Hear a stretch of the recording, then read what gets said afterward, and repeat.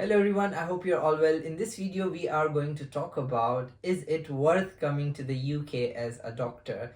The answer is yes and no. My name is Noman. I'm a medical doctor and an IMG from Pakistan. I'm working here for the last 2 years. Currently, I'm a GP trainee and part-time. I also have this channel that I have just started where I make videos related to education, well-being and productivity. So I get this question mainly from doctors who are preparing for PLAB. They ask me, is it worth coming to the UK? Because there is a lot of negativity on social media now and everyone has their own reasons. And so I thought I'll talk about it in detail. So this video is all about it. So I'll split this video into several parts and then I'll talk about the pros and cons within that. I'll also give the timestamps in the description so you can skip to the part you like. Number one, we'll talk about the work environment. Number two, we'll talk about money because that matters. Number three, we'll talk about pros and cons as an employee. And number four, we'll talk about life in general and outside of medicine. So yeah, let's get into it.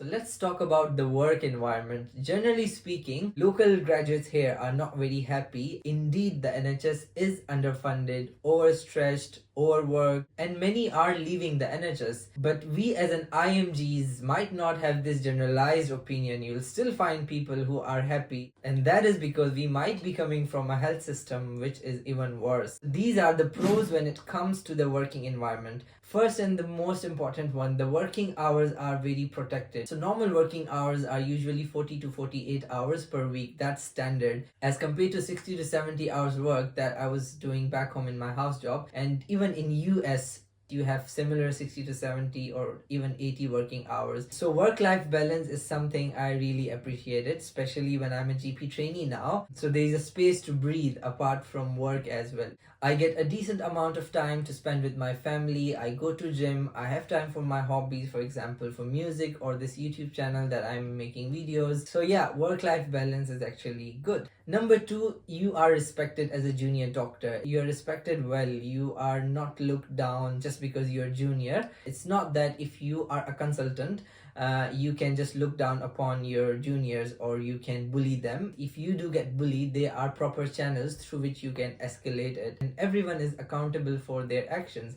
I've heard a story where one of the junior doctors, she got bullied from one of the consultant and she raised it through a guardian. In every trust, there are people who you can speak about it, and that consultant lost his extra roles, like he was a college tutor and he lost that because of the complaint. Number three, usually the staff is friendly. If you want to be friendly, people will be nice, they'll speak very nicely to you, and there are chocolates in the wards around. Generally, I get the vibe with the colleagues and nurses is actually healthy. It's an environment that you do get to learn and grow. And the last thing which I like is that there are guidelines for every simple thing. What we call is NICE guidelines. So this is a set of guidelines that we follow. Either you're a GP or you're working in the hospital, you have a guideline for everything, so you do not have to worry much about what should I do. You can just type in how I should manage a patient and it will come through. So if you are someone who likes to have set guidelines, you like working here. So now let's talk about the cons with regards to the working environment. Number one is the stress of litigation. This is something we do not normally experience back home. For example, on a standard working shift, you'll see a lot less patients as compared to what you might be used to back home, because half of the time, and sometimes even more than that, you spend on documenting things. It can be very stressful at times because you would be thinking, what would happen if I miss anything? You might end up in court and stuff like that. Patients here can sue you for very little things. Something interesting I came to know in my GP setting, that there are actually agencies that help patients to write a complaint and go after the doctors and go after their license. And if you are a person who tend to be anxious with things, this might just haunt you all the time and you're always be stressed, oh my god, what I've done, have I missed anything? And that can negatively impact your mental health. And unfortunately, there comes a time that you stop caring for your patients. As a doctor, you naturally have this motherly vibe that you care for your patients, and when you get a lot of complaints for little things, it could lead to a point where you would say, I don't give a damn about my patients, all I need is to protect my license. And I think that's not a very good thing. thing. If you let this thing overwhelm you, you might end up at that stage. And I've seen many doctors, unfortunately, getting to that point. Another thing that could be a con is the guidelines, which I just mentioned, that I personally find it super helpful to have guidelines about everything.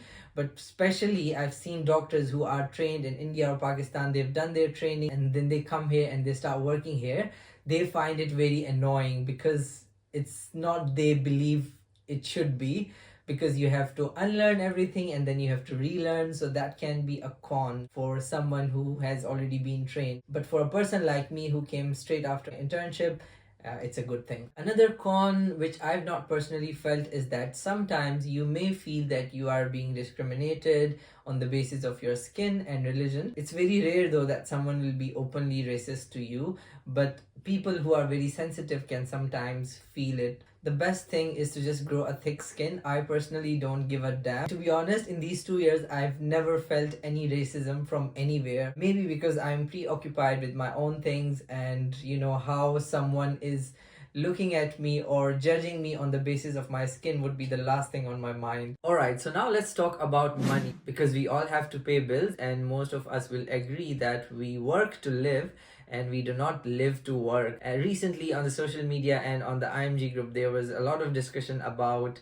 how much money we can make. Many people were not happy. Some people were happy. It's a very subjective thing. I think the satisfaction from money depends on what kind of life you want to live and what are your expectations and are they realistic. I think the money is actually good for a junior doctor, but not for someone who is experienced. Salaries are actually less than what it was before, and that's why there are strikes going on for pay restoration. Let me just break it down for you. So let's talk about the pros for the money from a perspective of a junior doctor. I think I get a very reasonable pay and I can afford all the basic things in my life. Average normal salary for a junior doctor is £3,000 after all the taxes. That's what you can take home. I think that's enough for all your basic necessities and having a good decent life, and you can afford all the stuff around. If you want more money, you can always locum. So locum is extra shifts which you can pick apart from your standard 40 hours per week. If I calculate my hourly rate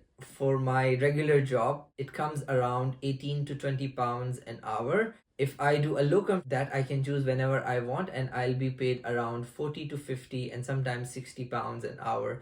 That's for a junior doctor. If you are a GP or a consultant, you can get up to 100 or 120 pounds per hour. That's a general idea. You can pay for a decent house, pay your bills, have a decent car, travel around once in a while, and you can save some as well. But it's not a lot. You cannot save too much. If you want to have a lot of money, then you need to do a lot of locums and to be rich. And in my theory, as far as you are an employee, you can never be rich. I'll talk about it later on. Particularly do not do locums because I'm training now, so I try to focus more on my training and I try to spend time with my family. I actually want to invest time in my hobbies that actually I like. For example, I'm into music, I'm into making videos, editing these videos. I actually find it fun. I could not have imagined back home to earn this much money by working 40 hours a week, and I could have time for my hobby, or I could buy this Apple setup that I've got all the ecosystem, and I could not have afforded that back home. So yeah, money is not bad. So now let's talk about the cons related to money here. I think that the growth in money as you become senior is not significant, and that's one of the reasons that people feel disappointed. And in my opinion, UK might not be very good if you are a senior doctor. I'll give you some examples. I might be happy with my pay as a recent graduate and my expectations are not very high, but it might not be the same for someone who is working for 5 to 8 years since graduation. For example, if I'm working as a junior doctor back home, and when I'll become a consultant back home, my salary will at least get tripled, or sometimes 4 or 5 times to what I get as a junior doctor. But here it's a different story. Here, as a very junior doctor, I might be getting £3,000 salary a month, and when I'll become a consultant, there'll not be a lot of difference because a lot of money will go into taxes and the take home pay, if you compare it with a junior doctor, it hardly gets doubled. So the problem is that when you are a junior here and you become a consultant here, the difference in salary is not too much, but the responsibilities you get as a consultant, because someone who is at that stage, he'll have a family, he'll have kids who are going to school, university, college, he will actually struggle for his expenses. I have actually seen doctor couples here, both husband and wife working as consultants in NHS, and they do struggle to meet their expenses because they have their kids who are grown-ups, they are going to college, university, they want to give them a good lifestyle, and they have to pay for their private tuitions and college and a lot of things, if that makes sense. This is all because of the tax system, because the more you earn, the more you lose in taxes. So this is how the tax works. The first £12,000 that you earn annually, there is no tax on it. From 12,000 to roughly 50,000, there is around 20% of tax that's deducted. From 50,000 plus, you will get 40% deducted in taxes, whatever you will earn on top of your 50,000. If you want to become a millionaire, you cannot do so being a doctor. And as a matter of fact, as far as you are an employee and you are doing a salaried job, you can never be rich. You'll lose a lot of your money in your taxes. If you have read the book Rich Dad Poor Dad by Robert Kiyosaki, he explains very well how the tax system works. I would highly recommend you to read that book if you want to understand how the tax system works and how the poor and the middle class keeps on paying the taxes and the rich do not pay taxes. Let's talk about employee benefits. So this is where I absolutely fell in love with NHS. I'll share my experience. I came for my PLAB 2, got stuck in COVID. That was a blessing in disguise. I got the job same month I got my GMC registration, and the home office switched my visit visa and I started working. 6 months into working, my country was in red list. I was not able to go home. This is something I discussed with my supervisor, that it's been 6 months, I've not seen my family. They actually managed to get me some leaves and also advised me to speak to my GP. I spoke to my GP and explained all the situation. What he did, he wrote a letter to my trust. He gave me 2 months off. He just wrote a letter. I was actually having a night shift from next week, and he wrote a letter to the trust that this man actually needs to go home. So I was given off for 2 months, and that was all paid leave. I was just shocked because this is not something that I could expect back home or anywhere else. And, it boosted my mental health. I was so happy when I came back and I started working. There was no implication, nobody asked a question. I spent my time off. If you are a woman and you get pregnant, you get maternity leaves, you get paid leaves for that as well. You get 27 months of annual leaves. So in this training, I get 27 months of annual leave. I get 1 month of study leaves that include my deanery teachings and all. So I actually work 10 months for a salary of 12 months. And additionally, I also get 7 to 8 bank holidays.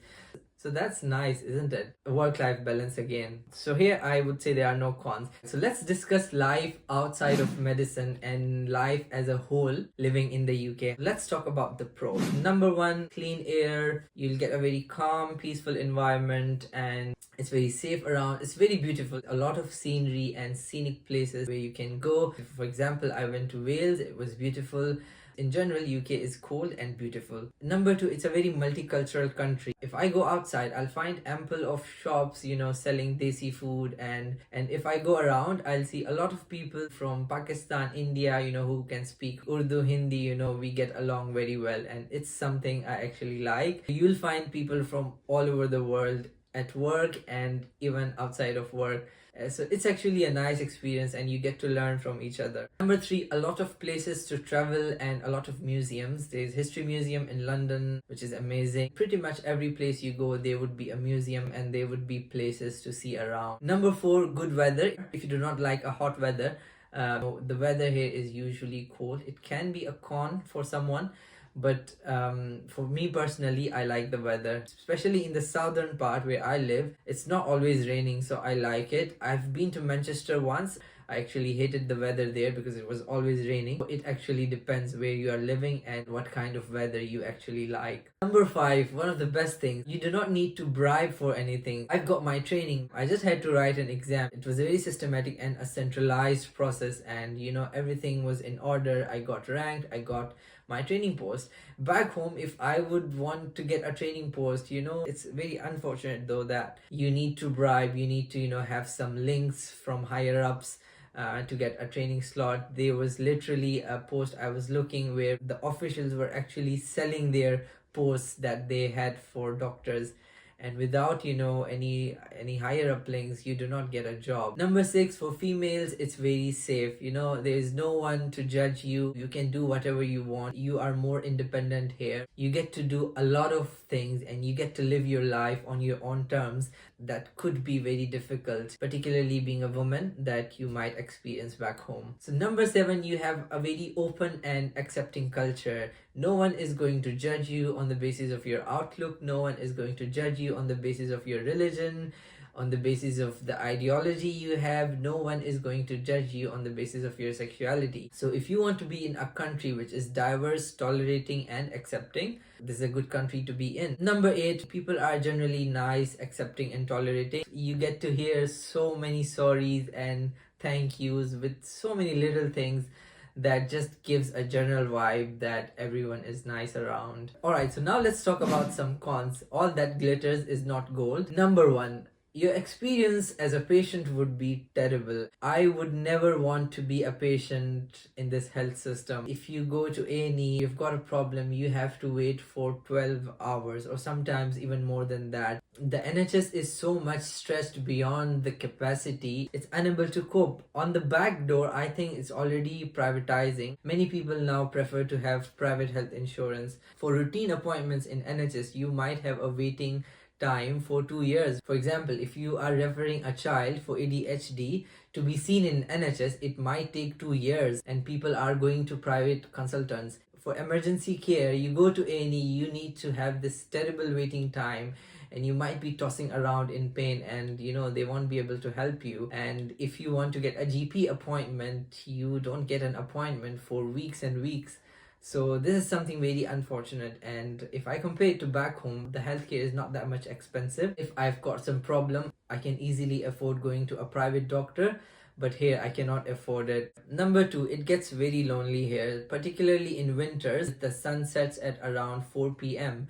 and it's dark all the time. It gives this seasonal depression. Particularly if you are alone, you are going to struggle, and it's not good for your mental health. Make sure that when you come here, maybe get married, have children, they'll keep you busy, make friends around, go around. And if you're so lonely, there are these apps that help you to meet people around, like Tinder and all that. At least get some friends around. Having a company is very, very important. When I came here for the first time, I was living in the hospital accommodation and it was my first job. I was feeling so lonely. There was no one around. It's a new country, everything is new. I went around in my hospital accommodation and tried to find some people, and I found a guy from India. He was speaking Hindi and I was so happy because I can speak as well, and he used to cook amazing food. And then I got a guy from Pakistan, and in my neighbor there was a doctor. She was also from India. And then we made a group and we used to get together. We used to do these jamming sessions. One of the doctor, he was from Bangladesh and he was a very good guitarist, and I actually sing. We gathered around and we used to sing, and I actually never felt that I was alone. You have to be a little bit proactive and you have to find people, and you need to make some connections and build a community. That actually helps. Another con is that you do not have any house help here. You have to do everything. You have to cook, you have to take care of your laundry, you have to clean, you have to do everything. But I think it's good to have all these skills, so this is not a bad thing. But back home, we are normally used to a way of life where we have servants and labor is cheap and we have people who are helping around us. You do not have that here, and you have to run a one-man show. So in conclusion, I think that UK is an absolutely amazing place to come as a doctor, particularly if you're a junior doctor and you have just started with your career. You'll start fresh and you'll do great. And if you have got 8 to 10 years of experience, it might not be the best place to be. I personally, when I'll CCT, I might not stay here for long. I've got some other plans. I have a lot of other things in my life apart from medicine, and I want to pursue that. But get your training here. It's recognized everywhere. After you CCT from this country, the world opens up to you. If you want, you can prefer staying here. It's not that bad, but you can go to Australia, you can go to Canada, and the opportunities are endless. But it's a human psyche that we always look for better and better, and you start feeling that it's not enough, I need more. In psychology, it's called hedonic adaptation. You get adapted to more and more. But for a moment, if you hold and relax and reflect on your life, you'll find that there are a lot of good things in your life. You might be living a life that could be a dream for someone. So yeah, I hope that helps. Do like the video if you have found this helpful, because that way YouTube will put it to more people who are searching for this. And if you want more videos like this, do consider subscribing to this channel, and I'll see you in the next video.